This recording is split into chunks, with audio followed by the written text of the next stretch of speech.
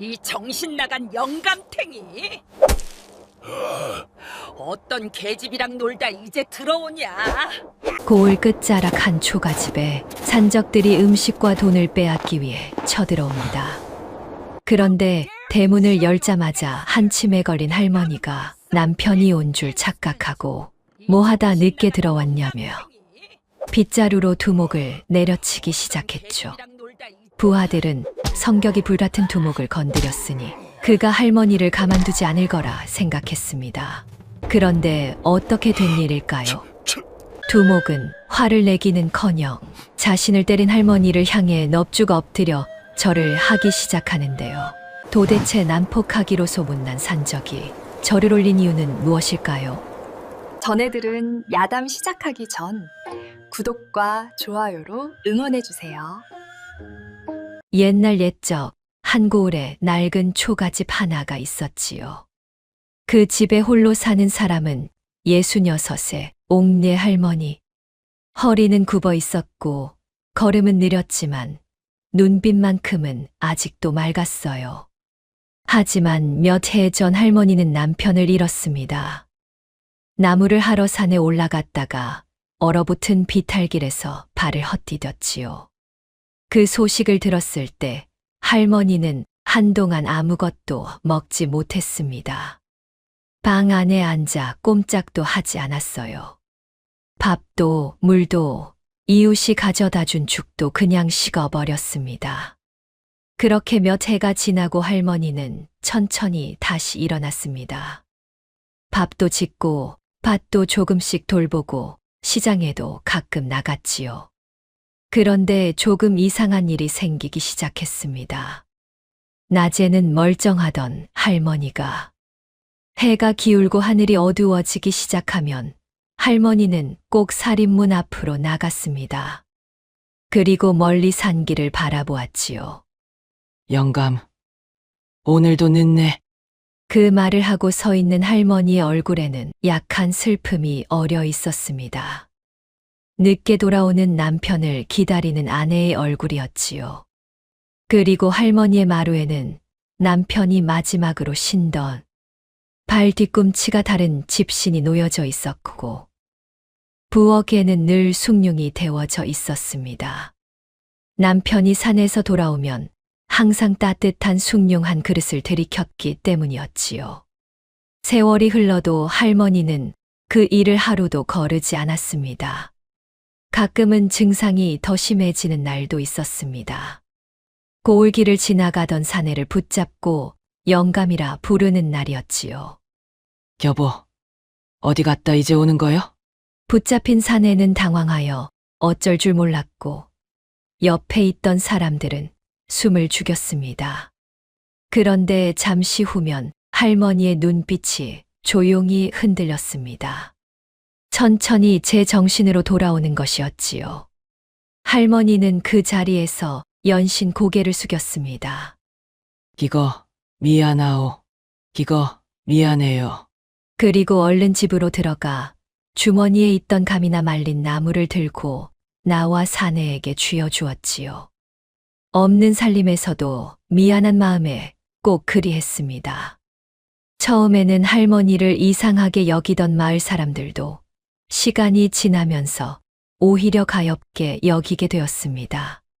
저 할머니 남편을 너무 사랑했던 것이지. 그 충격이 얼마나 컸으면.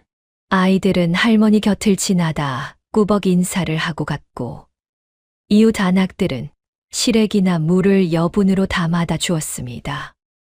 고을 사람들은 아무도 말하지 않았지만 다들 조용히 그 할머니를 돌보고 있었지요. 어느 눈 내리는 저녁이었습니다.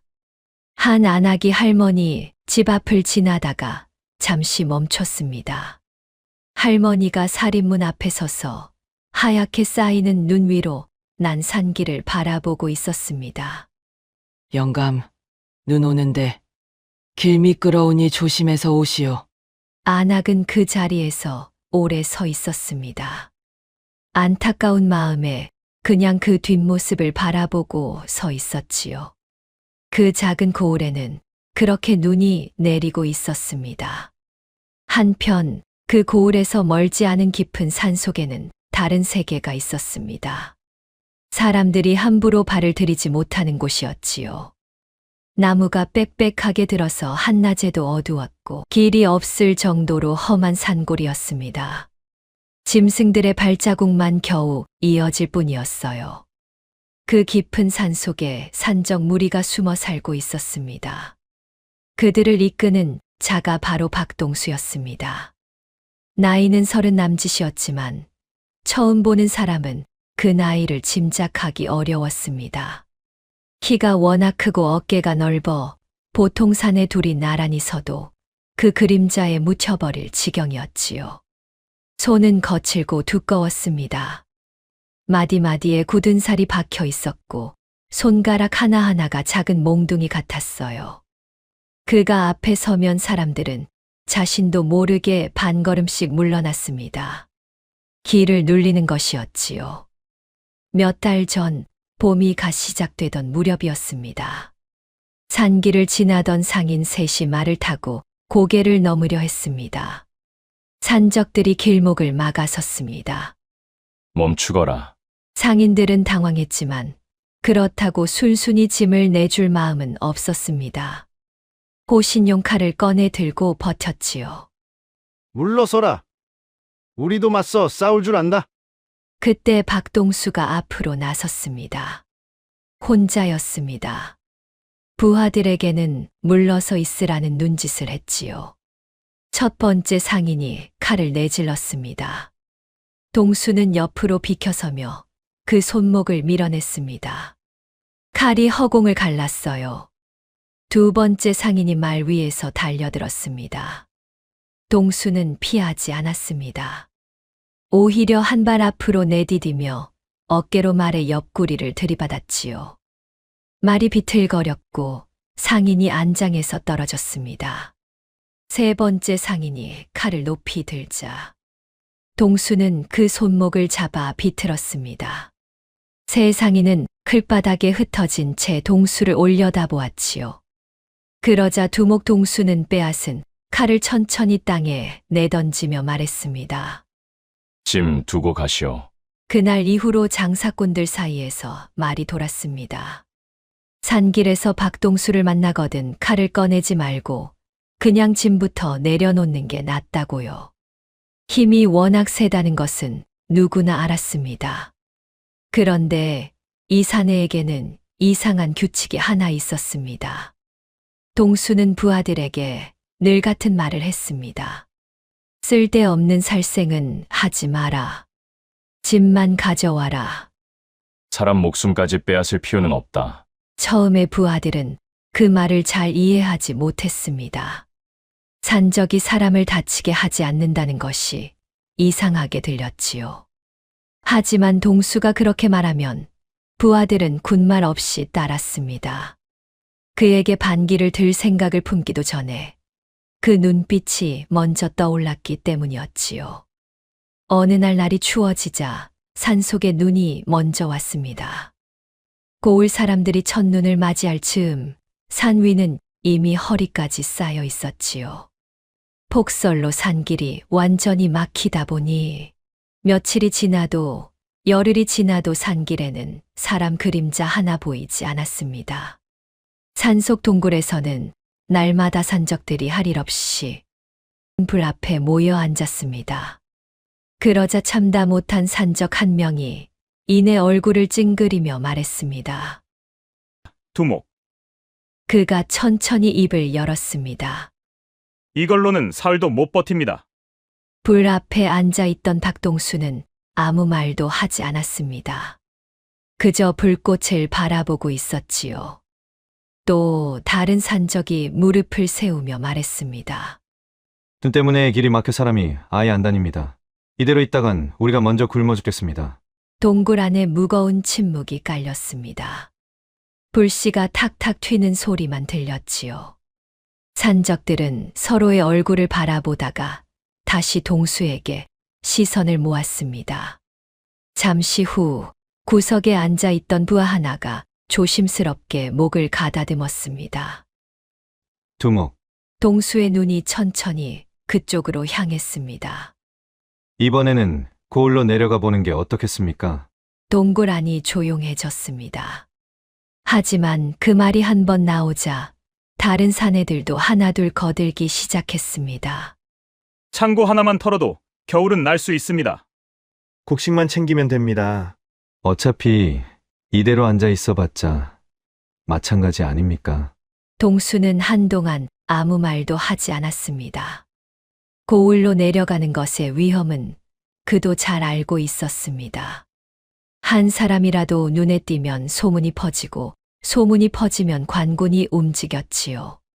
그런데 부하들의 얼굴을 한번 훑어보자 더 이상 미룰 수가 없었습니다. 뺨이 홀쭉하게 들어간 얼굴들이었습니다. 눈빛도 이미 흔들리고 있었어요.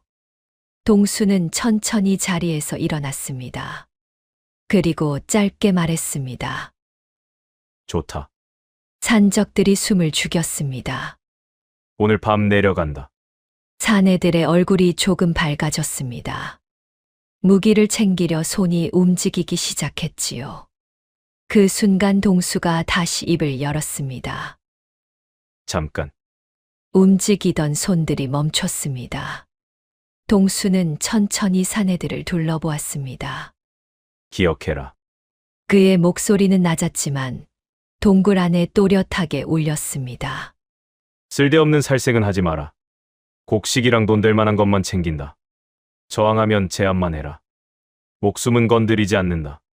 사내들은 대답 대신 고개를 끄덕였습니다. 어기는 놈은 내가 직접 처리한다. 그 말이 끝나자 아무도 다시 입을 열지 않았습니다. 동굴 안에서 무기를 챙기는 소리가 조용히 이어졌습니다. 쇠붙이 부딪히는 소리, 집신끈 매는 소리, 두꺼운 소못 여미는 소리.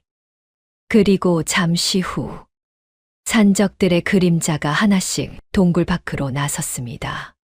하얗게 쌓인 눈 위로 검은 발자국들이 천천히 산 아래를 향해 이어지기 시작했습니다.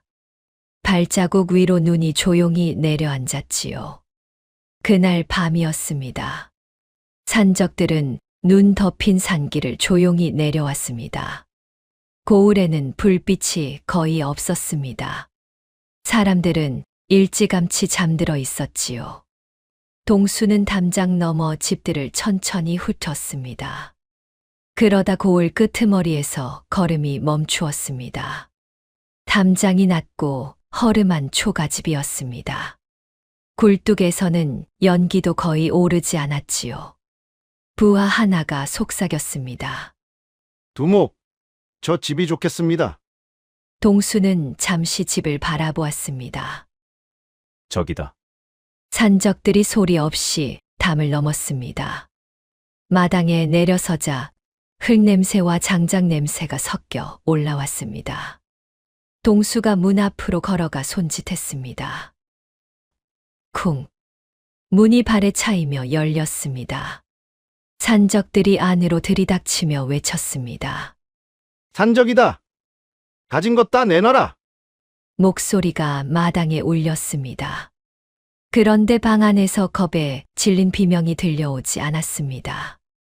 대신 무언가 급하게 움직이는 소리가 들렸지요. 퉁탕 부스럭. 산적들이 서로 눈을 마주쳤습니다. 잠시 후 방문이 벌컥 열렸습니다. 허리가 굽은 늙은 할머니가 뛰어나왔습니다. 그런데 이상했습니다. 할머니의 얼굴에는 두려움이 없었습니다. 눈을 부릅뜨고 있었습니다. 화가 나 있었지요. 할머니는 뛰어나오는 길에 부엌 쪽으로 방향을 틀었습니다. 창고 속에 손을 넣어 무언가를 집어들었습니다. 빗자루와 소금이었습니다.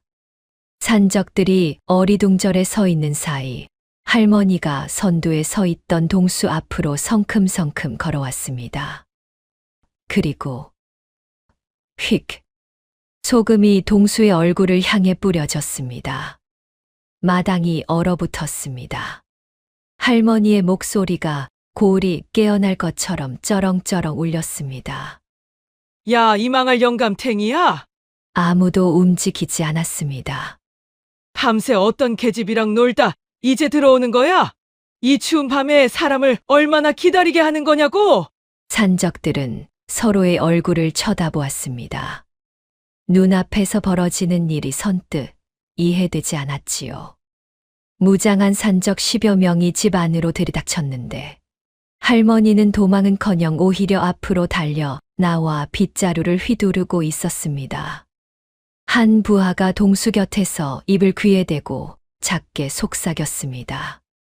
두목을 남편으로 착각하신 것 같은데요. 다른 부하는 입을 손으로 틀어막고 있었습니다. 웃음이 터져 나오려는 것을 겨우 참고 있었지요. 또 다른 부하는 무슨 눈치를 봐야 할지 몰라 두 손만 어색하게 모으고 있었습니다. 마당에는 기묘한 정적이 깔렸습니다. 할머니는 여전히 화가 풀리지 않은 얼굴로 동수를 노려보고 있었습니다. 대답 안 해? 어디서 술 냄새 풍기며 돌아다니다가 이제 들어오냐고! 그때였습니다. 동수가 들고 있던 칼이 툭 눈 위로 떨어졌습니다. 산적들이 일제히 고개를 돌렸습니다. 동수는 할머니를 바라보고 있었습니다. 얼굴이 창백해져 있었지요. 눈빛이 달라져 있었습니다. 방금 전까지 집을 털러 온 사내의 눈이 아니었습니다. 무언가를 오래전에 잃어버렸다가 갑자기 다시 찾은 사람의 눈이었지요. 동수의 입술이 떨렸습니다. 그의 무릎이 천천히 꺾였습니다. 쿵! 눈 위에 무릎이 내려앉았습니다. 두목? 부하들이 당황하여 불렀습니다. 동수는 대답하지 않았습니다. 그리고 더 몸을 숙였습니다. 천천히, 천천히. 이마가 눈 위에 닿을 때까지. 그렇게 깊이 절을 했습니다. 마당에는 완전한 침묵이 흘렀습니다. 산적들은 아무도 움직이지 못했습니다. 방금 전 집을 발로 차 열고 들어온 사내가 지금 눈 쌓인 마당 바닥에 이마를 박고 있었습니다. 잠시 후 동수의 어깨가 조금씩 흔들리기 시작했습니다. 그의 목에서 낮고 짧은 소리가 새어 나왔습니다. 어머니, 그 한마디였습니다. 마당에 있던 산적들이 동시에 숨을 들이켰습니다. 한 부하가 떨리는 목소리로 물었습니다. 두목, 저 어르신을 아십니까? 동수는 한동안 고개를 들지 못했습니다. 눈 위로 무언가가 조용히 떨어졌습니다. 눈물이었지요. 그는 겨우 숨을 고르고 천천히 입을 열었습니다. 이분은 목소리가 갈라졌습니다. 나를 키워주신 분이다. 마당은 완전히 조용해졌습니다. 바람 소리도 잦아들었습니다. 산적들은 서로의 얼굴을 바라보았습니다. 방금 전까지 털려고 들어온 집이었습니다. 아무것도 없어 보이는 낡은 초가였지요. 그런데 그 집의 주인이 자신들 두목의 어머니라니. 한 부하가 입을 열었다가 다시 다물었습니다. 할 말이 없었습니다. 무릎을 꿇은 채 어깨를 떨고 있는 동수를 바라보는 것 외에는 아무것도 할 수 없었지요. 그때쯤 할머니는 그 사이 정신이 돌아오고 있는 건지 조금 당황한 얼굴이 되어 있었습니다. 무장한 사내들이 집 안으로 들어온 것도 그 두목이 갑자기 땅에 엎드린 것도 잘 이해가 되지 않는 눈치였습니다. 할머니는 고개를 가웃거리며 마당 바닥에 엎드린 동수를 내려다보았습니다. 그리고 투덜거렸습니다. 왜 거기서 그러고 있어? 영감탱이야. 얼른 들어와. 한바람 차다. 그 말을 듣는 순간 부하들 중 몇 명은 끝내 고개를 돌려야 했습니다. 눈물을 참으려는 건지 웃음을 참으려는 건지 자신들도 알 수 없었지요. 동수는 눈 위에서 천천히 몸을 일으켰습니다. 눈이 빨개져 있었습니다. 그는 아무 말 없이 할머니의 팔을 조심스럽게 붙잡았습니다. 들어가시죠. 두 사람이 방 안으로 들어갔습니다. 마당에 남겨진 산적들은 한동안 서로 눈만 마주쳤습니다. 아무도 먼저 입을 열지 않았지요. 잠시 후 방 안에서 장작 넣는 소리가 들렸습니다. 동수가 아궁이에 불을 지피고 있었습니다. 한 부하가 낮은 목소리로 말했습니다. 우리 지금 어떻게 해야 합니까? 아무도 대답하지 않았습니다. 마당 위로 눈이 다시 내리기 시작했습니다. 산적들은 그 자리에 서서 창호지 너머로 흘러나오는 불빛을 바라보고 있었습니다. 방금 전까지 집을 털려고 들어온 사내들이 지금은 눈 내리는 마당에 멍하니 서 있었지요. 두목이 무릎을 꿇고 울었습니다. 그것만으로도 이미 충분히 이상한 밤이었습니다. 부하 하나가 조심스럽게 입을 열었습니다. 두목, 동수는 고개를 들지 않았습니다. 정말 저 어르신이 두목을 키워주신 분입니까? 잠시 침묵이 흘렀습니다. 동수는 천천히 숨을 골랐습니다. 그리고 조용히 말했습니다. 내가 아주 어렸을 때다. 그의 눈이 먼 곳을 향하고 있었습니다. 마당도 산적들도 눈도 보고 있지 않았지요. 아주 오래전 어딘가를 보고 있는 눈이었습니다. 나는 버려진 아이였다. 비가 쏟아지던 날이었습니다. 얼마나 오래 내렸는지 알 수 없는 빛 속에서 아이 하나가 고을 입고 길가에 쓰러져 있었습니다. 진흙이 온몸에 묻어 있었고 옷은 흠뻑 젖어 살갗에 들러붙어 있었습니다. 아이는 소리도 내지 못하고 울고 있었지요. 지나가던 사람들이 멈춰서서 들여다보았습니다. 하지만 아무도 손을 내밀지 않았습니다. 재수 없다. 괜히 데려갔다가 무슨 일이라도 생기면 사람들은 그렇게 말하고 걸음을 옮겼습니다. 아이는 그 자리에 그대로 남겨졌지요. 그때였습니다. 나무짐을 등에 지고 걸어오던 늙은 부부가 그 앞에서 걸음을 멈추었습니다. 남편이 먼저 아이를 보았습니다. 여보, 그가 아내를 불렀습니다. 저 아이 좀 보시오. 옥내 할머니는 잠시 아이를 내려다보았습니다. 비에 젖어 떨고 있었습니다. 눈을 뜨고 있는지 감고 있는지도 분간이 안 될 만큼 진흙이 얼굴에 발라져 있었지요. 할머니는 등에 지고 있던 짐을 땅에 내려놓았습니다. 그리고 아무 말 없이 아이를 안아 올렸습니다. 예, 데려갑시다. 그날 이후 그 아이는 그 집에서 살았습니다. 할머니는 아이를 씻기고 밥을 먹이고 따뜻한 방에 눕혔습니다. 남편은 날이 갠 뒤 장작 패는 법을 가르쳤습니다. 아이가 도끼를 제대로 들지 못해 비틀거리면 뒤에서 팔을 잡아주었지요. 집은 가난했습니다. 반찬이라고 해봐야 된장과 나물 몇 가지가 전부인 날이 많았습니다. 그런데도 밥상에는 언제나 아이 몫이 먼저 올라왔습니다. 남편은 밥을 먹다가 가끔 이렇게 말했습니다. 동수야, 사내가 힘이 세면 그 힘을 약한 사람 지키는 데 써야 하는 거다. 그 아이의 이름이 동수였습니다.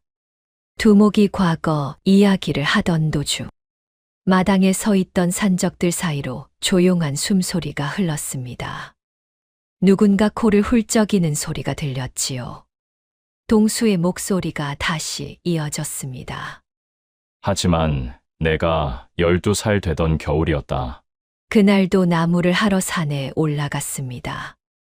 오전에는 날이 맑았습니다. 그런데 오후 들어 갑자기 눈보라가 몰아쳤습니다. 시야가 하얗게 막혔고 내려오던 길이 어디였는지 알 수 없게 되었지요. 아이는 몇 시간을 헤맸습니다. 발이 빠지고 넘어지고 다시 일어나고 그렇게 쓰러질 듯 걷다가 불빛을 보았습니다.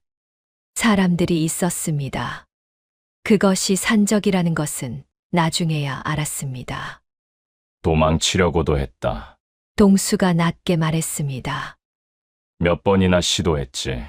하지만 그때마다 잡히고 말았어. 산속에서 겨울이 지나갔습니다. 살아남으려면 싸울 줄 알아야 했습니다. 싸우려면 칼을 잡아야 했지요. 처음엔 억지로 잡은 칼이었습니다. 하지만 세월이 흐르면서 그 칼이 손에 익었고 손에 익은 칼이 몸에 붙었습니다. 어린 동수는 그렇게 조금씩 변해갔습니다. 그리고 어느 순간부터는 산 아래로 내려가고 싶다는 마음도 희미해졌지요. 집도, 엄마도, 아빠도. 기억은 있었지만 손에 닿을 것 같지 않았습니다. 그렇게 세월이 흘러 어느새 동수는 산적 무리의 두목이 되어 있었습니다. 동수는 천천히 고개를 들어 할머니를 바라보았습니다. 목소리가 조금 갈라졌습니다. 어머니는 여전히 여기 계셨군요. 눈이 다시 흔들렸습니다. 땅 위로 눈물이 떨어졌습니다. 마당에 서 있던 산적들은 아무도 말하지 않았습니다. 눈만 내리고 있었지요. 동수는 곧장 아궁이 앞으로 가서 장작을 넣었습니다. 불씨를 살려 불길이 일어나자 방 안이 조금씩 따뜻해졌지요. 마당에 남아있던 산적들은 어색하게 서로를 쳐다보았습니다.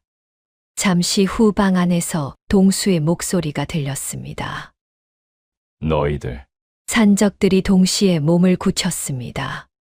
집 안 정리해라. 부하 하나가 멍한 얼굴로 되물었습니다. 두목? 뭐라고요? 항아리 세우고 마루 치워. 부엌도 정리해라. 산적들은 서로 눈치를 보다가 천천히 움직이기 시작했습니다. 넘어진 항아리를 세우고 마루에 흩어진 물건들을 주워 모았습니다. 부엌의 그릇들도 제자리에 올렸지요.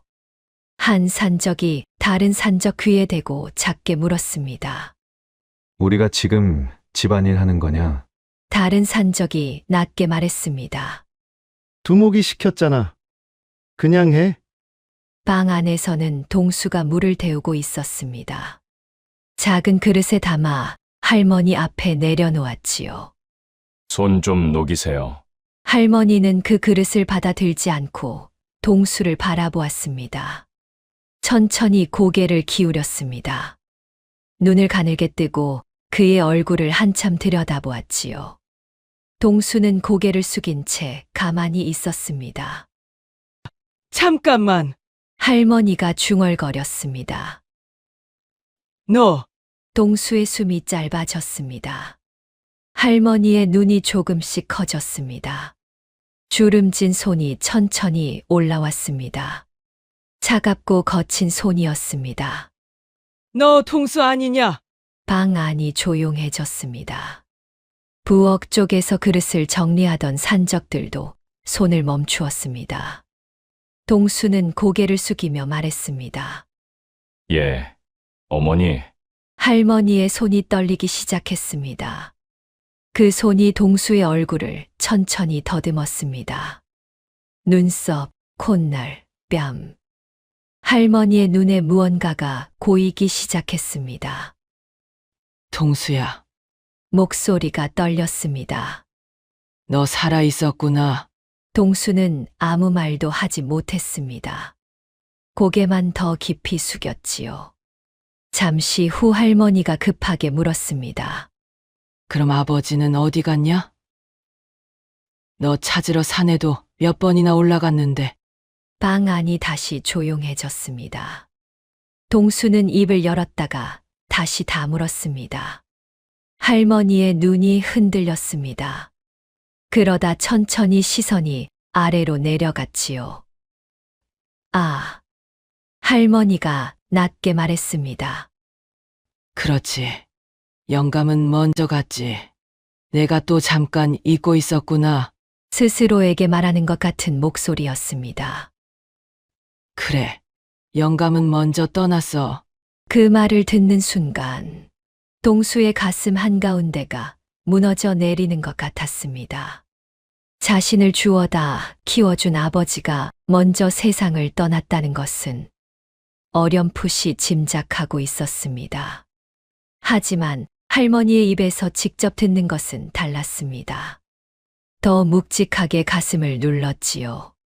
그는 아무 말도 하지 못한 채 고개를 깊이 숙이고 서 있었습니다. 방 안에는 아궁이 불만 타고 있었습니다. 불길이 낮게 흔들렸습니다. 문 밖에 서 있던 산적들은 방 안을 들여다보지 않았습니다. 그저 각자 시선을 다른 곳에 두고 있었지요. 눈은 여전히 내리고 있었습니다. 처마 끝에서 눈이 조용히 쌓이고 있었습니다. 한참이 지나서야 할머니가 다시 입을 열었습니다. 밥은 먹었냐? 동수가 천천히 고개를 들었습니다. 먹었습니다. 할머니가 혀를 찼습니다. 거짓말. 얼굴이 왜 그렇게 쩔었어? 그리고 일어나려 했습니다. 동수가 얼른 손을 내밀었습니다. 어머니, 저 밥 먹었습니다. 할머니는 그 손을 잡고 천천히 일어났습니다. 그리고 부엌으로 걸어갔습니다. 솥 안에 남은 것이 있었습니다. 숭늉이었지요. 할머니는 그것을 데워 동수 앞에 내려놓았습니다. 마셔라. 동수는 그 그릇을 두 손으로 받아들었습니다. 따뜻했습니다. 그는 한 모금 마셨습니다. 그리고 조용히 눈을 감았습니다. 오래전 기억이 났습니다. 산에서 나무를 하고 돌아오면 항상 이 숭늉이 기다리고 있었지요. 그때도 이 맛이었습니다. 아무것도 변하지 않았습니다. 동수는 그릇을 두 손으로 감싼 채 오래 앉아 있었습니다. 방 안에는 아무 말도 없었습니다. 불길이 타는 소리만 낮게 들렸지요. 그날 밤이었습니다. 할머니는 일찍 잠이 들었습니다. 방 안에 불기가 남아 있었고 숨소리는 고르게 이어졌습니다. 동수는 방문을 조용히 닫고 마루로 나왔습니다. 마루 끝에는 산적 몇 명이 모여 앉아 있었습니다. 아무도 잠을 이루지 못한 얼굴들이었지요. 한 사내가 낮은 목소리로 말했습니다. 이상하지 않냐? 다들 아무 말도 하지 않았습니다. 우리가 지금 뭐 하는 거냐? 그가 다시 말했습니다. 산적이 남의 집에서 장작 패고 밥 얻어먹고 있다. 또 다른 사내가 마루 바닥을 내려다보며 말했습니다. 이건 우리 일이 아니다. 우리는 산으로 돌아가야 돼. 이렇게 살다가는 다 굶어 죽을 수도 있어. 그때 발소리가 들렸습니다. 박동수가 마루 쪽으로 천천히 걸어왔습니다. 사내들이 일제히 입을 다물었습니다. 동수는 마루 기둥에 기댄 채 사내들을 바라보았습니다. 한동안 아무 말도 하지 않았지요. 결국 부하 하나가 먼저 입을 열었습니다. 두목, 목소리가 조금 낮아졌습니다. 우리는 산으로 돌아가겠습니다. 동수는 여전히 말이 없었습니다. 부하가 말을 이었습니다. 이건 우리가 하던 일이 아닙니다. 우리는 사람을 털고 살아왔습니다. 남의 집 머슴 노릇하려고 두목 따라온 게 아닙니다. 마루 위 공기가 차갑게 가라앉았습니다.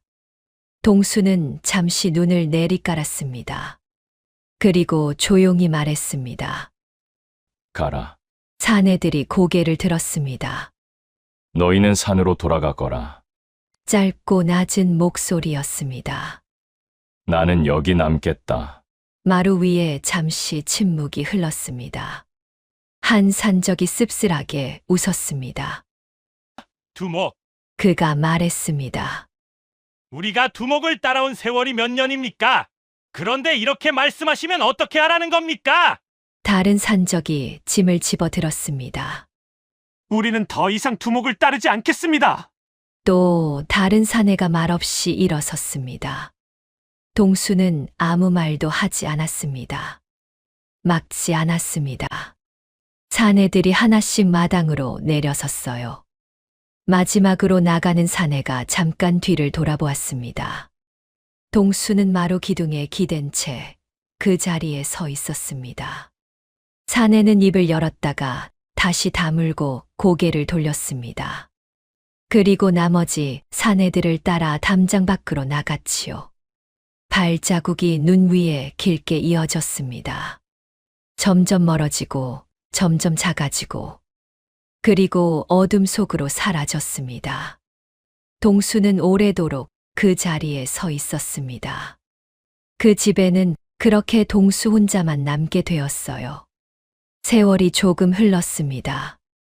눈이 오고 그 눈이 녹고 또 새 눈이 내렸습니다. 동수는 매일 아침 해가 뜨기 전에 일어났습니다. 산에 올라가 산나무를 캐고 마른 나무를 베어 지게에 얹어 내려왔지요. 허물어진 담장도 다시 세웠습니다. 할머니는 동수가 일하는 것을 마루에 앉아 바라보았습니다. 아무 말도 하지 않을 때가 많았습니다. 그냥 그렇게 바라보고 있었지요. 가끔 정신이 맑은 날이면 이렇게 말했습니다. 밥은 먹었냐? 점심은 뭘 먹었어? 동수는 그때마다 조용히 대답했습니다. 먹었습니다. 걱정 마세요. 그렇게 조용한 날들이 이어졌습니다. 그러던 어느 날 오후였습니다. 동수가 마당에서 장작을 패고 있을 때였지요. 고을 쪽에서 소리가 들렸습니다. 처음에는 먼 곳에서 들리는 고함 소리였습니다. 이내 무언가 부서지는 소리가 이어졌습니다. 쿵, 탕. 그리고 사람들의 목소리가 들렸습니다. 그만 좀 하시오. 그건 겨울 먹을 곡식이오. 잠시 후 여인의 비명이 섞여 들렸습니다. 동수는 도끼를 내려놓았습니다. 고을 쪽을 한참 바라보다가 집 안으로 들어갔지요. 할머니는 방 안에 앉아 있었습니다. 어머니. 동수가 불렀습니다. 밖에서 소리가 납니다. 무슨 일입니까? 할머니는 잠시 아무 말도 하지 않았습니다. 그러다 짧게 말했습니다. 모르는 척해라. 동수의 눈이 좁아졌습니다. 왜요? 할머니가 낮게 숨을 내쉬었습니다. 황대감이다. 처음 듣는 이름이었습니다. 동수가 물었습니다. 황대감이요. 할머니는 방 안쪽을 손으로 가리켰습니다. 구석에 깨진 항아리 하나와 부서진 평상이 놓여 있었습니다. 저것도 그놈 짓이다. 지난달에 와서 부수고 갔어. 할머니의 목소리에는 분노도 없었습니다. 이미 여러 번 겪은 일이라 감각이 무뎌진 것 같았지요. 한 달에 한 번은 꼭 내려온다. 집집마다 돌아다니며 곡식이며 돈이며 닥치는 대로 가져가지. 거기다 심성이 고약한 자라 항이라도 하면 사람까지 다친다. 동수는 방 안 구석을 바라보았습니다. 부서진 평상의 다리가 꺾여 있었습니다. 항아리는 금이 가 여러 조각이 나 있었지요. 여러 명에서 찾아옵니까? 할머니가 고개를 끄덕였습니다. 힘센 사내들을 일부러 끌고 와서 겁을 주는 거다. 동수의 손이 천천히 주먹을 쥐었습니다. 제가 나서겠습니다. 할머니가 고개를 저었습니다. 그럴 필요 없다. 너 혼자는 안 된다. 괜히 나섰다가 더 큰일 난다. 모르는 척하는 게 낫다. 동수는 입술을 다물었습니다. 마당 밖에서는 여전히 고함 소리가 들렸습니다. 누군가 울고 있는 것 같기도 했습니다.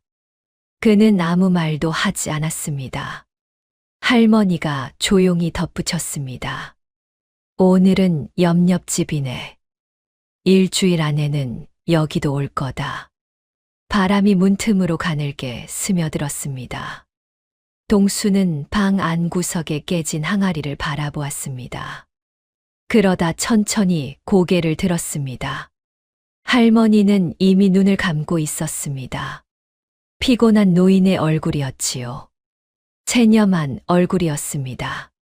동수는 소리 없이 방을 나왔습니다. 마당에 서서 고을 쪽을 바라보았습니다. 고함 소리는 조금 잦아들어 있었습니다. 황대감의 무리가 이미 떠났거나 아니면 사람들이 저항을 포기한 것이겠지요. 일주일이 지났습니다. 동수는 그 며칠 동안 고을 쪽을 자주 바라보았습니다. 아침에 장작을 패다가도 저녁에 물을 길어오다가도 고을 입구 쪽으로 시선이 갔습니다. 황대감이 올 거를 의식하고 있었지요. 일주일 안에는 이 집에도 황대감이 올 것이라고 했으니까요. 부하들은 이미 산으로 돌아간 지 며칠이 지나고 동수는 혼자였습니다. 그가 가진 것은 도끼 하나와 두 손뿐이었습니다. 그래도 물러날 생각은 없었습니다. 그날 아침이었습니다. 해가 막 뜨려 하는 시각이었지요. 고을 입구 쪽에서 소리가 들렸습니다. 타닥, 타닥. 말발굽 소리였습니다. 마을 사람들이 문틈으로 조심스럽게 내다보았습니다. 길 위에 말 몇 마리가 서 있었습니다. 그 뒤로 몽둥이와 창을 든 사내들이 줄을 지어 서 있었지요. 그리고 그 한가운데 비단 옷을 걸친 사내 하나가 말 위에 앉아 고을을 내려다보고 있었습니다. 황대감이었습니다. 살이 오른 얼굴이었습니다. 턱을 약간 들고 고을을 훑은 눈빛에는 지루함이 섞여 있었지요. 이 고을에 온 것이 한두 번이 아닌 사람의 눈이었습니다. 그가 천천히 말했습니다. 이번 달은 좀 늦었군. 옆에 있던 부하가 웃으며 말했습니다. 그래도 여기 사람들은 어디 도망도 못 갑니다. 황대감이 짧게 웃었습니다. 그래. 이 고을 사람들은 순하지. 그리고 손을 가볍게 흔들었습니다. 자, 가자. 장정들이 움직이기 시작했습니다. 집집마다 문이 열어져 젖었습니다. 창고를 뒤졌지요. 곡식 자루가 끌려 나왔습니다. 이건 세금이다. 이건 곡물이다. 사람들이 항의하면 몽둥이가 올라갔습니다. 아이고, 그건 겨울 먹을 양식이요. 비명소리가 고을 안에 퍼졌습니다. 황대감은 말 위에서 그 모습을 느긋하게 바라보고 있었습니다. 잠시 후 그의 눈이 고을 끝에 있는 집 하나에서 멈추었습니다. 낡은 초가였습니다. 여기는 처음 보는 집이군. 부하가 대답했습니다. 늙은 노파 혼자 산다고 합니다. 황대감의 입가에 웃음이 번졌습니다. 그럼 더 쉽겠군. 그가 말해서 내려 마당으로 들어섰습니다. 그때였습니다. 마당 한가운데 서 있던 사내 하나가 천천히 고개를 들었습니다. 박동수였습니다. 황대감이 멈추었습니다. 예상하지 못한 사람이었지요. 그는 눈을 가늘게 뜨며 물었습니다. 넌 누구냐? 동수는 짧게 말했습니다. 이 집 사람이다. 황대감이 웃었습니다. 늙은 노파 혼자 산다더니 머슴을 들였나 보군. 동수는 대답하지 않았습니다. 황대감이 고개를 돌렸습니다. 됐다. 창고 뒤져라. 부하들이 발을 때려 했습니다. 그 순간 동수가 한 발 앞으로 나섰습니다. 들어오지 마시오. 마당이 조용해졌습니다. 황대감이 천천히 고개를 돌렸습니다. 뭐라고? 여긴 건드리지 마시오. 동수의 목소리는 높지 않았습니다. 높일 필요가 없었지요. 황대감은 잠시 동수를 위아래로 훑어보았습니다. 크고 넓은 어깨였습니다. 눈빛이 흔들리지 않았지요. 그는 잠시 무언가를 가늠하는 얼굴이었습니다. 그러다 입꼬리를 올렸습니다. 재밌는 놈이군. 혼자서 우리를 막겠다는 거냐? 동수는 대답 대신 옆에 세워두었던 도끼를 들었습니다. 돌아가시오. 마당 안이 잠시 조용했습니다. 황대감의 눈에서 웃음기가 사라졌습니다. 그가 손을 들어 내렸습니다. 쳐라. 장정들이 한꺼번에 달려들었습니다. 동수는 첫 번째 사내의 몽둥이를 팔뚝으로 받아냈습니다. 그리고 그 사내를 옆으로 밀어버렸습니다. 두 번째 사내가 옆에서 달려들었습니다. 동수가 몸을 틀어 그 어깨를 붙잡고 앞으로 내던졌습니다. 세 번째, 네 번째 사내가 뒤를 이었습니다. 순식간에 장정 넷이 마당 바닥에 나뒹굴었습니다. 남아있던 장정들이 주춤했습니다. 황대감이 눈썹을 올렸습니다. 힘은 좀 쓰는 놈이군. 하지만 그것뿐이었습니다. 황대감의 입가에 다시 여유가 번졌습니다. 다 같이 달려들어라. 장정들이 한꺼번에 쏟아졌습니다. 수가 너무 많았습니다. 동수는 왼쪽을 막으면 오른쪽에서 날아왔습니다. 앞을 밀어내면 뒤에서 쏠려들었지요. 어깨를 얻어맞았습니다. 등에도 충격이 왔습니다. 발이 조금씩 밀렸습니다. 그래도 동수는 물러서지 않았습니다. 마당 한가운데에 뿌리를 내린 것처럼 버텼지요. 방문 쪽으로 단 한 발짝도 내주지 않았습니다. 황대감이 비웃었습니다. 이 집이 그렇게 지키고 싶냐. 쓸데없이 고집스러운 놈이군.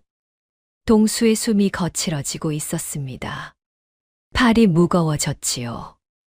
그래도 눈빛은 흔들리지 않았습니다. 황대감이 팔짱을 끼며 말했습니다. 이제 그만 쓰러져라. 그리고 손을 들었습니다. 잡아라. 장정들이 다시 달려드는 순간이었습니다. 갑자기 마당 밖에서 고함 소리가 터졌습니다. 거기까지다. 모든 시선이 문 쪽으로 쏠렸습니다. 문이 거칠게 열렸습니다. 사내들이 뛰어 들어왔습니다. 몽둥이를 든 사내, 칼을 찬 사내, 빈손인데도 몸집이 산만한 사내. 거칠고 익숙한 얼굴들이었습니다. 황대감의 부하들이 당황했습니다. 뭐야, 누구야? 대답은 없었습니다. 달려드는 몸뚱이들이 대신 답했지요. 먼저 들어온 사내 하나가 장정 하나의 명치를 걷어찼습니다. 장정이 뒤로 나가 떨어졌습니다. 또 다른 사내는 몽둥이를 한 번 크게 휘둘러 두 명을 동시에 쓰러뜨렸습니다. 마당 안의 공기가 순식간에 바뀌었습니다. 밀리던 것이 밀어내는 쪽이 되었지요. 황대감의 얼굴이 굳었습니다. 그는 마당을 훑었습니다. 이미 여러 명의 장정이 쓰러져 있었습니다. 남은 사내들도 뒤로 밀리고 있었지요. 황대감이 소리쳤습니다. 물러나라. 그리고 돌아섰습니다. 가자. 괜히 더 엮일 필요 없다. 장정들이 허둥지둥 마당을 빠져나갔습니다. 말발굽 소리가 빠르게 고을을 떠났습니다. 점점 멀어지다가 이내 아무 소리도 들리지 않게 되었지요. 마당에는 바람만 남았습니다. 동수는 거친 숨을 몰아쉬며 서 있었습니다. 어깨가 뻐근했습니다. 손등에 피가 조금 맺혀 있었지요. 그는 천천히 고개를 들었습니다.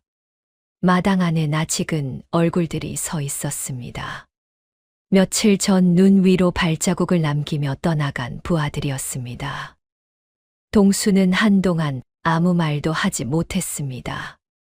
그들 중 한 사내가 앞으로 걸어 나왔습니다. 숨을 조금 헐떡이고 있었지요. 그 사내가 천천히 웃었습니다. 한 번 두목은 영원한 두목입니다. 동수의 눈이 흔들렸습니다. 뒤에 서 있던 사내들이 하나씩 고개를 끄덕였습니다. 좀 늦었습니다. 또 다른 사내가 머리를 긁적이며 말했습니다. 산에 올라가 앉아 있어 봤자 재미도 없더군요. 앞에 서 있던 사내가 다시 말을 이었습니다. 산에서 며칠을 있었는데 두목 없이 우리가 뭘 하고 있는 건지 모르겠더군요.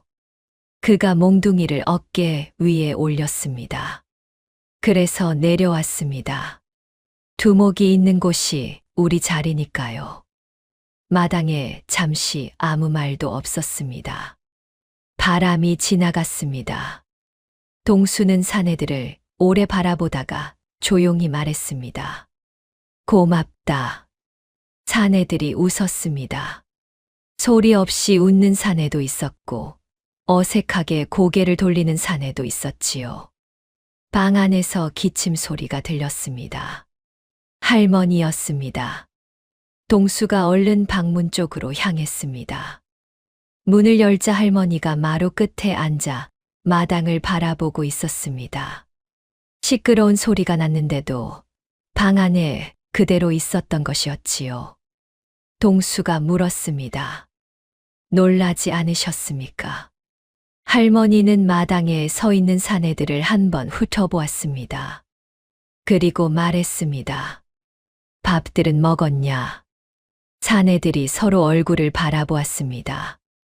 누군가 작게 웃는 소리가 들렸지요. 동수가 대답했습니다. 아직입니다. 할머니가 천천히 일어났습니다. 그럼 앉아라. 사내들이 멀뚱히 서 있자 할머니가 다시 말했습니다. 뭘 봐. 어서 앉아. 사내들이 하나둘 마당에 걸터 앉기 시작했습니다. 동수는 할머니 옆에 서서 그 모습을 바라보았습니다. 거칠고 사나운 사내들이 낡은 초가집 마당에 줄지어 앉아 있었습니다. 어색하고 어딘가 어울리지 않는 풍경이었지요. 그런데 이상하게도 동수는 그 모습이 낯설지 않았습니다. 오히려 오랫동안 잊고 있었던 무언가를 다시 찾은 것 같은 기분이었습니다. 할머니가 부엌으로 들어가는 소리가 들렸습니다. 솥뚜껑 여는 소리, 물 붓는 소리. 동수는 마당을 내려다보며 조용히 서 있었습니다. 하늘 위로 해가 조금씩 오르고 있었습니다. 그날 이후로 산적들은 산으로 돌아가지 않았습니다. 그들은 그대로 고을에 눌러 앉았습니다. 처음에는 마을 사람들이 모두 긴장했습니다. 아이들은 사내들을 보면 어미 뒤로 숨었고 어른들도 마주치면 고개를 숙이고 빠르게 걸음을 옮겼지요. 창문 틈으로 내다보는 눈들이 있었습니다. 수군거리는 소리도 들렸습니다. 산적들이 고을에 머문다니 무슨 일이 벌어지는 거냐. 하지만 며칠이 지나도 사내들은 별다른 행동을 하지 않았습니다. 아침이면 동수를 따라 산에 올라가 나무를 했고 낮에는 집 안팎을 손보거나 마당 귀퉁이에 앉아 쉬었습니다. 고을 사람들의 것을 건드리지 않았습니다. 고함을 치거나 행패를 부리지도 않았지요. 그렇게 조용한 날들이 이어졌습니다. 그러던 어느 날 밤이었습니다. 늦은 시각이었지요. 고을 끝에 있는 창고 앞에서 인기척이 났습니다. 낯선 그림자들이었습니다. 삿갓을 깊이 눌러 쓴 사내들이 창고 자물쇠를 건드리고 있었습니다. 곡식을 노린 도적들이었지요. 그런데 그 순간 어둠 속에서 목소리가 들렸습니다. 거기까지다. 도적들이 굳었습니다. 어둠 속에서 사내들이 천천히 걸어 나왔습니다. 산에서 내려온 사내들이었습니다. 도적 하나가 당황한 목소리로 외쳤습니다. 뭐야, 너희는 누구야? 대답은 없었습니다. 몽둥이가 먼저 날아왔지요. 짧은 싸움이었습니다. 도적들은 제대로 손도 써보지 못하고 뒤를 돌아 달아났습니다. 발자국 소리가 멀어지다가 이내 고을 밖으로 사라졌습니다. 사내들은 창고 앞에 잠시 서 있다가 조용히 돌아갔습니다. 다음 날 아침 고을 사람들이 그 이야기를 들었습니다. 창고 앞에 발자국이 어지럽게 남아 있었고 부러진 몽둥이 하나가 바닥에 뒹굴고 있었습니다. 사람들은 수군거렸습니다. 어젯밤에 도적이 들었는데 저 사내들이 쫓아냈다고? 고개를 갸웃거리는 사람도 있었고 그냥 모른 척하는 사람도 있었지요. 하지만 그날 이후로 고을에는 도적들이 쉽게 나타나지 않았습니다. 그리고 얼마 뒤였습니다. 장막은 무렵에 폭풍이 한 번 몰아쳤습니다. 바람이 거세게 불고 비가 쏟아지더니 이튿날 아침 고을 입구에 큰 나무가 쓰러져 있었습니다. 수십 년은 됐을 아름드리 나무였습니다. 길을 완전히 가로막고 있었지요. 사람들이 모여들었습니다. 나무를 보고 한숨을 쉬었습니다. 이걸 어떻게 치우냐? 저 굵기를 보게. 10명이 붙어도 안 움직이겠어. 그때였습니다. 사내들이 무리 사이를 헤치고 앞으로 나왔습니다. 앞에 선 사내가 짧게 말했습니다. 비켜라. 사람들이 물러섰습니다. 사내들이 나무 쪽으로 다가갔습니다. 자리를 잡고 각자 나무의 다른 부분을 잡았지요.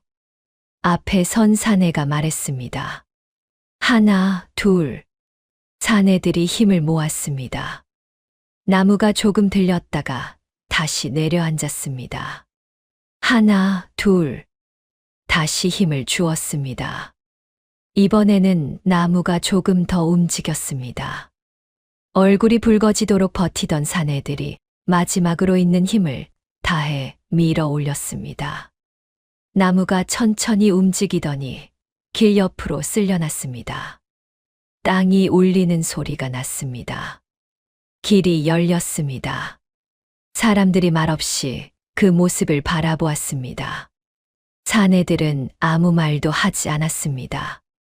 손을 털고 돌아서서 각자의 자리로 흩어졌지요. 그날 이후로 달라지기 시작했습니다. 길에서 마주쳐도 슬그머니 피하기만 하던 사람들이 고개를 끄덕이기 시작했습니다. 안악들이 마당 앞을 지나가는 사내에게 먼저 말을 걸었지요. 수고하셨소. 아이들도 더 이상 도망치지 않았습니다. 오히려 사내들 뒤를 졸졸 따라다니는 아이까지 생겨났습니다. 사람들은 어느 날부터 이렇게 말하기 시작했습니다. 산적들이 아니라 우리 고을 지킴이들이네. 그 말이 처음 나왔을 때 누가 먼저 했는지는 아무도 기억하지 못했습니다. 그냥 어느 날부터 그 말이 고을 안에 퍼져 있었지요. 세월이 흘렀습니다. 눈이 오고 꽃이 피고 낙엽이 지고 또 눈이 왔습니다. 그렇게 계절이 몇 번 바뀌고 나서야 어느덧 1년이 지나 있었습니다. 고을은 많이 달라졌습니다. 사내들은 이제 산적이라 불리지 않았습니다. 고을 사람들은 그냥 그들을 고을 사람이라고 불렀지요. 어떤 이는 이름을 부르기도 했습니다. 사내들도 처음에는 어색해했지만 시간이 지나면서 조금씩 익숙해졌습니다. 장터에서 두부 한 모 사는 법을 배운 사내도 있었고 옆집 할아버지에게 농사일을 배우기 시작한 사내도 있었습니다. 동수는 그 모습을 조용히 지켜보았습니다. 칼을 잡던 손이 괭이를 잡고 있었고 사람을 겁주던 목소리가 웃음 섞인 말로 바뀌어 있었지요. 오래 걸린 변화였습니다. 하지만 어느 날 문득 돌아보면 달라져 있었습니다. 그런데 그 무렵부터였습니다. 옥내 할머니의 몸이 조금씩 달라지기 시작한 것이 처음에는 기침이었습니다. 아침 저녁으로 기침을 했지요. 동수는 처음에 겨울 추위 탓이라 생각했습니다. 방을 따뜻하게 해드리고 미음을 끓여드리고 두꺼운 이불을 덧덮어드렸지요. 그런데 날이 가도 기침은 낫지 않았습니다. 오히려 몸이 점점 가벼워졌습니다. 드시는 양도 줄었지요. 밥상을 내가면 한두 숟갈 뜨고 수저를 내려놓는 날이 늘었습니다. 동수는 눈치채지 못한 척했지만 알고 있었습니다. 할머니가 조금씩 멀어지고 있다는 것을. 그러던 어느 날 밤이었습니다. 동수는 할머니 방 안에서 곁을 지키고 있었습니다. 등잔불이 낮게 타고 있었습니다. 할머니의 숨소리가 들렸습니다. 느렸습니다. 평소보다 훨씬 느리고 얕았지요. 동수는 할머니의 손을 잡고 있었습니다. 차가웠습니다. 그가 조용히 불렀습니다. 어머니. 할머니의 눈이 천천히 떠졌습니다. 그릿했지만 동수를 알아보는 눈이었습니다.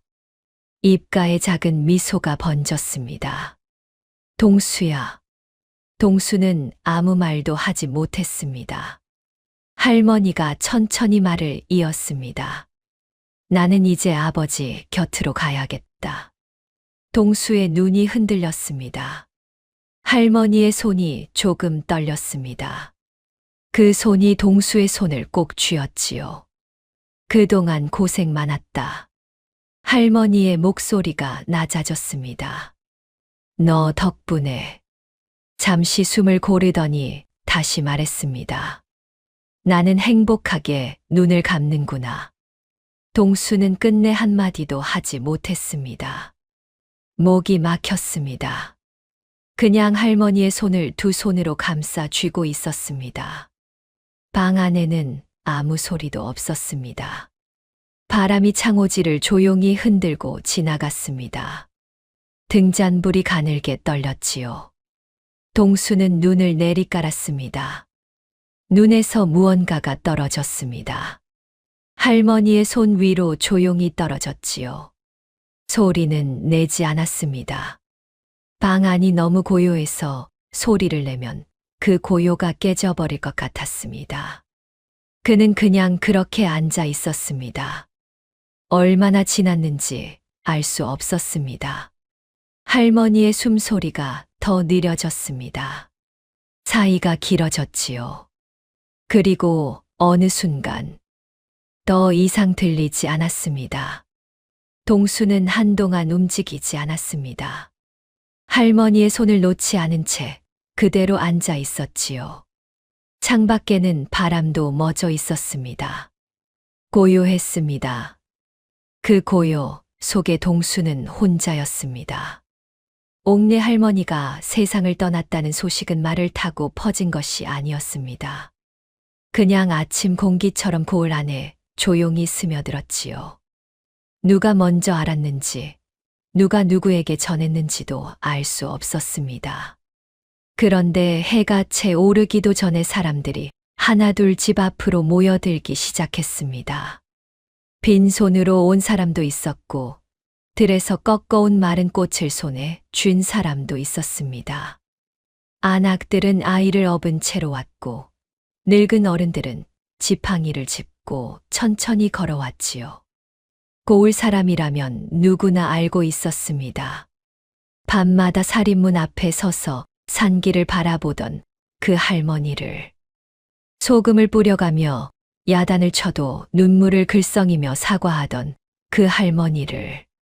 없는 살림에도 감이며 나무리며 꼭 쥐어보내던 그 손을. 사람들은 집 앞에 모여 서서 아무 말도 하지 않았습니다. 그냥 그곳에 있었습니다. 마당 한쪽에는 동수가 앉아 있었습니다. 할머니가 누워있는 방 앞이었지요. 그는 밤새 그 자리에 있었습니다. 등을 벽에 기대지도 않았습니다.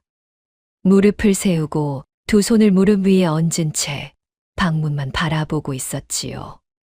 사내들이 그 옆에 하나씩 와서 앉았습니다. 말은 없었습니다. 그냥 같이 앉아 있었지요. 한 사내가 끝내 참지 못했습니다. 손으로 눈을 가렸습니다. 어깨가 들썩였지요. 어머니 같은 분이셨는데 목소리가 갈라졌습니다. 이렇게 가시면 어떻게 합니까? 옆에 있던 사내도 고개를 떨궜습니다. 코를 훌쩍이는 소리가 들렸지요. 거칠고 사나운 사내들이었습니다. 산에서 겨울을 버티고 칼을 잡고 살아온 사내들이었지요. 그런데 그날은 아무도 그 울음을 막지 않았습니다. 동수도 막지 않았습니다. 그는 그저 방문을 바라본 채 앉아 있었습니다. 눈이 붉었습니다. 밤새 울었는지 아니면 울지 않으려 버텼는지는 알 수 없었지요. 장례는 고을 사람들이 함께 치렀습니다. 아무도 시킨 사람이 없었습니다. 누군가 삼배를 가져왔고 누군가 향을 피웠습니다. 이웃 안악들이 음식을 만들었고 마을 어른 하나가 나서서 절차를 이끌었지요.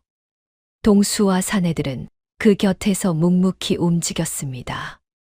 말없이 땅을 팠고 말없이 나무를 날랐습니다. 장례가 끝나고 사람들이 하나씩 돌아갔습니다. 마당이 비워졌습니다. 바람이 지나갔습니다. 동수는 한동안 그 자리에 서 있었습니다. 그리고 천천히 걸음을 옮겼습니다. 산 쪽이었습니다. 산 아래 언덕 비탈의 돌들이 드문드문 놓여 있었습니다. 동수는 그 중 하나를 들었습니다. 두 손으로 안아야 할 만큼 묵직한 돌이었지요. 그것을 들고 마당 옆 언덕으로 가져왔습니다. 그리고 조용히 내려놓았습니다. 사내들이 그 모습을 바라보았습니다. 동수는 아무 말도 하지 않았습니다. 설명하지 않았지요. 그런데 사내 하나가 일어났습니다. 돌을 하나 집어 들었습니다. 그리고 동수 옆에 내려놓았습니다. 툭. 또 한 사내가 일어났습니다. 툭. 한 명씩, 한 명씩. 말이 없었습니다. 누가 시키지 않았습니다. 그냥 일어나서 돌을 들고 왔습니다. 돌들이 쌓이기 시작했습니다. 처음에는 낮은 무더기였습니다. 그런데 사내들이 계속 돌을 날라왔고 쌓일수록 조금씩 형태를 갖추어 갔지요. 해가 기울기 시작했습니다. 그래도 사내들은 멈추지 않았습니다. 해가 산 너머로 넘어갈 즈음이 되어서야 탑이 완성되었습니다.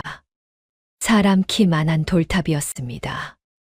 울퉁불퉁하고 투박했지만 단단했습니다. 바람에 흔들리지 않을 것 같은 모양이었지요. 동수가 마지막 돌을 탑 위에 올렸습니다. 그리고 한 걸음 물러서서 탑을 바라보았습니다. 잠시 후 그가 조용히 말했습니다. 어머니. 바람이 언덕을 스쳐 지나갔습니다. 이제 편히 쉬십시오.